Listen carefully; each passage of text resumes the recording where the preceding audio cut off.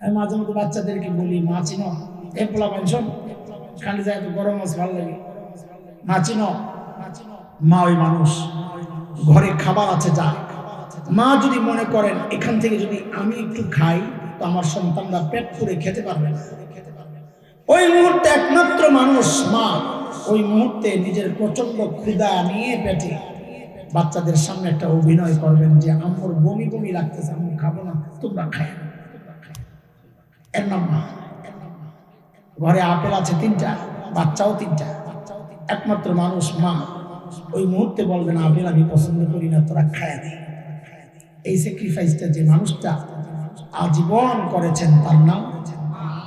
আর এই জন্যই তো ওলামারা মার বাবার মাসআলা আলাদা করছে। কি মাসআলা?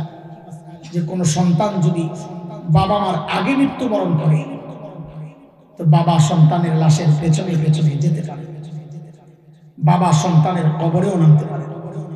বলে কেন, বাবার কলিজায় কি মায়া নাই? বলে আছে। বাবাও চিৎকার করে করে কান্না করবেন, কিন্তু বাবাকে আল্লাহ শক্তি দিছেন সন্তানকে দাফন করে বাবা উপরে ওঠার মতো ক্ষমতা রাখেন, কানবেন, উঠতে পারবেন।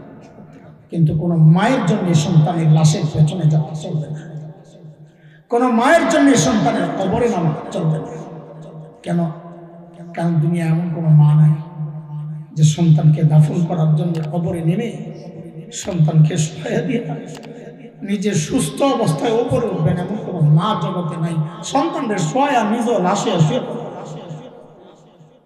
রে ভাই বন্ধুরা, একটু জবাব দেন তো, এই যে মার কলিজা এত দরদ আর মমতার ভালোবাসা, কারণটা কি? মা আমার 2 চোখের 1 চোখ বানাইছে, কথা বলে না, 2 কানের 1 কান বানাইছে, 2 হাতের 1 হাত বানাইছে, কড়া আঙ্গুল বানাইছে, কিছু পশম বানাইছে।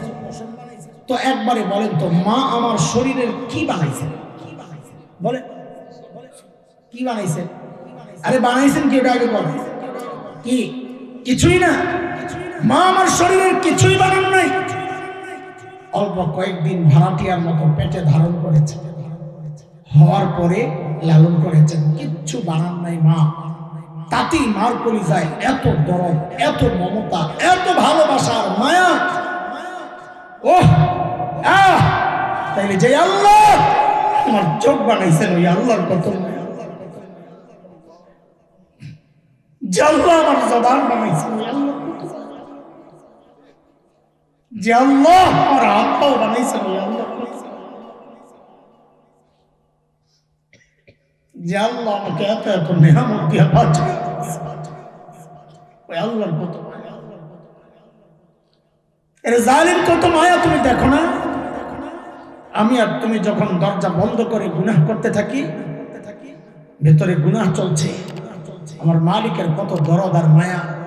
ওই গুনাহ অবস্থায় আমার মালিক দরজার নিচে দিয়া বাতাস আর অক্সিজেন পাঠায় দেন যেন আমি বেরে না যাই। আমি আপনি যখন গুনার দিকে আগাই তো মালিক এই কথাগুলো মনে করিয়ে দিয়ে দিয়ে ডাকতে থাকেন, কি? ইয়া আইয়ুহাল ইনসান মা গররাকা বিরাব্বিকাল কারীম।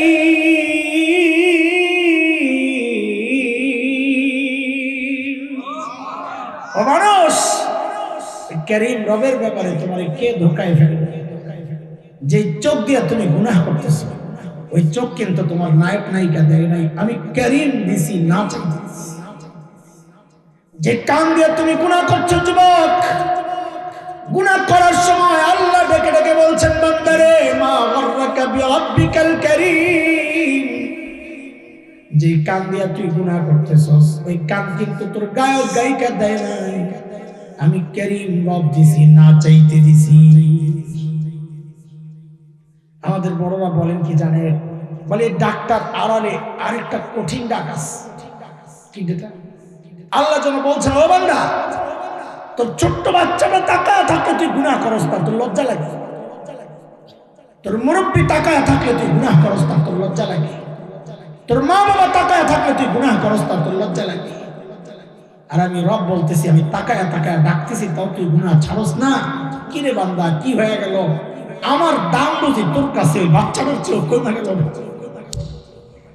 আমার দাম বুঝে তোর কাছে আমার মাখলুকের চেয়ে কমে গেল।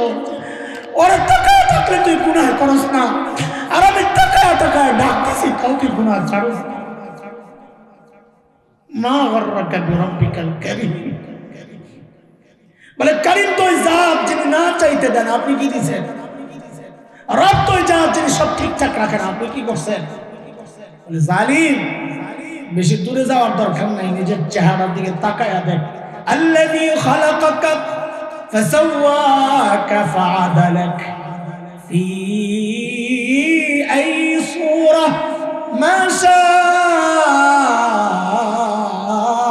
রাক্কাবাক। আরে জালিম, তোর মতো সুন্দর করে আমি কাউরে বানাই নাই। দেখ কি সুন্দর করে চোখ লাগাই দিস।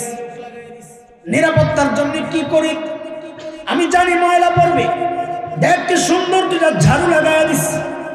ময়লা পড়ার সাথে সাথে একটু পানি বার করি ভেতর থেকে, আর ওই ঝাড়ুটা দিয়ে ডাইরেক্ট ক্লিন করে দিই, পরিষ্কার করে দিই। আরে জালিম, তুই যখন ঘুমায়া যাস, আমার দয়ের চোখগুলো তখন অনিরাপদ হয়ে যায়। তোর তো খবর থাকে না, তুই তো ঘুমায়া যাস। আমি আল্লাহ নিজ দায়িত্বে উপরে একটা শাটার লাগাই দিয়া ওই চোখটারে নিরাপদ করে দিই। আর তুই জালিম কি করস? ঘুম শেষ আবার ওই চোখ দিয়ে আমার নাফরমানি শুরু করস। মা গর্রাকা বিরাব্বিকাল কারীম। কার কাছ থেকে কি পাইয়া তুই আমারই ভুলে গেলি? ভাই, আমি আপনি যখন গুনাহ করি না, রব্বে কারীম তখন পেছন থেকে এইভাবে দেখতে থাকে না, ডাকতে থাকে। শুধু এই ভাবনাটা যদি দিল আর দিমাগের মধ্যে বসানো যায় রে ভাই, যা আল্লাহ দেখতেছেন। শুধু দেখতেছেন না, ডাকতেছেন। কোন আল্লাহ? যিনি কারীম, যিনি সব দিয়েছেন না চাইতে। কোন আল্লাহ? যিনি রব, যিনি সবকিছুকে পালন করতেছেন, লালন করতেছেন, বাঁচায়া রাখছেন, পরিচর্যা করতেছেন, হেফাজত করতেছেন। সেই আল্লাহ, সেই রব দেখতেছেন আর ডাকতেছেন। আল্লাহর কসম খায়া বলি, হলফ করে বলি, দায়িত্ব নিয়ে বলছি, এই প্র্যাকটিসটা যদি করতে পারেন না, দিল আর দিমাগের মধ্যে যদি বসাইতে পারেন না, তো ইনশাআল্লাহ গুনাহ থেকে বাঁচা আমাদের জন্য সহজ হয়ে যাবে। হ্যাঁ ভাই, ভাই টিস্যু দিয়ে মুছতেছেন, আসলে এটা কোরআন হাদিসে নাই, দলিল নাই, আমাদের বড়দের কথা। এটা আবেগের বিষয়, দলিলটা আসার দরকার নাই। সেটা হইলো চোখের পানি টিস্যু আর রুমাল দিয়া কাপড় দিয়া মুচ্ছা ফেলাইয়া দিই। এটা ছড়াইয়া দাও, ছড়াইয়া দাও, ছড়াইয়া দাও। ও আল্লাহ, তোমার ভয়ে এই পানি বেরিস। আল্লাহ যেখানে যেখানে লাগছে জাহান্নামের আগুনে জ্বালাই না, ঘাড়ে মুছা দাও, মাথা জ্বালাই না। এটা একটা উসিলা। আল্লাহ দেখেন, আল্লাহ দেখেন। এক ফোঁটা চোখের পানি যথেষ্ট, মোছা দরকার নাই, ছড়ানো দরকার নাই। জাহান্নামের আগুন নিবানোর জন্য হাদিসের কথা, এক ফোঁটা পানি যথেষ্ট। আল্লাহ তাআলা গুনার তিনটা ভাগ করছি, আমরা করার সময় ভাগ করবো না। আমরা ভাববো গুনাহ গুনাই, কোন গুনাহ আল্লাহ এমনি মাফ করেন এটা আমার চিন্তার দরকার নাই। কোন গুনাহ আল্লাহ ছাড় দেন, ছেড়ে দেন না, এটা আমার চিন্তার দরকার নাই। আমি চিন্তা করব আমি কি করব, আমি গুনাহ করব।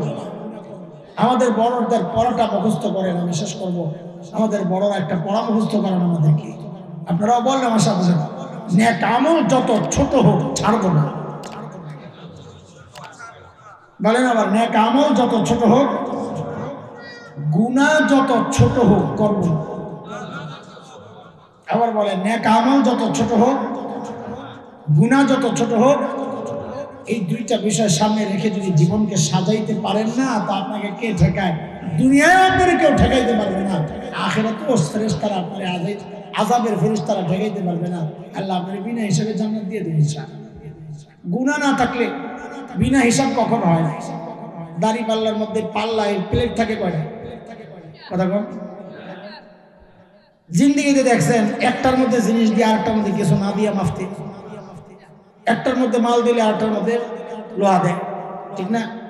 কথা বলেন, লোহা দিছে এই পাশে কিছু দেয় না, বলে মাফ করবো। তাহলে যে কইছে আমি মাপো আমল, তা আপনার আমল নামায় যদি গুনাহ না থাকে তো মাপবো। এক পাশে নেক আমল আছে, তো আরেক পাশে যদি গুনাহ না থাকে, খালি থাকে, মাপবো। ওই তারই আল্লাহ বিনা হিসাবে জান্নাত দিয়ে দেবে। মাপবো কি? মাপার লেগে দুই প্লেটে জিনিস রাখা লাগবে না। জিনিস তো আছে একটা, নেক আমল, গুনাহ তো নাই, তো মাপবি। এই ব্যক্তির আল্লাহ বিনা হিসাবে জান্নাত দিয়ে দিবে। আবার উল্টাটা যদি হয়, গুনাহ আছে না কেমন নাই, ঈমান নাই, ঈমান নাই, ওইখানেও পারলে একটা খালি তারও মাপ ছাড়াই জাহান্নামে পাঠায় দেবে বিনা হিসাবে জান্নাত।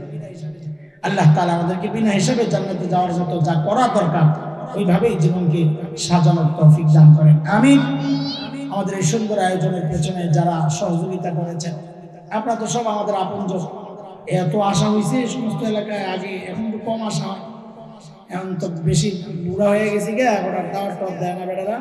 আগে চিল্লাইতাম যখন অনেক ভীষণ দাওয়াত দিত। তো বাকি পরিচয় তো আছে আলহামদুলিল্লাহ, সবাইকে চিনি, অনেককে চিনি, মুখ চিনি। আল্লাহ সবাইকে ভালো রাখেন। যে পাগলগুলো আমারে ফাঁসাই দিছে আজকে, ওই পাগলগুলোরও আল্লাহ কবুল করেন, এবং দারুল ভাওয়াল দারুলকে আল্লাহ তাআলা দারুল দেওবন্দের মতো কবুল করেন। মাদ্রাসার সমস্ত জরুরতকে আল্লাহ তার কুদরতে হাতে মিটায়া দেন। যে সমস্ত উলামায়ে কেরাম আজকে কথা বলেছেন, আল্লাহ সকলের জবানে নূর দান করেন, ইলমে আমলে আল্লাহ তাআলা নূর দান করেন, আমিন। ওয়া আখিরু দাওয়ানা আলহামদুলিল্লাহি রাব্বিল আলামিন।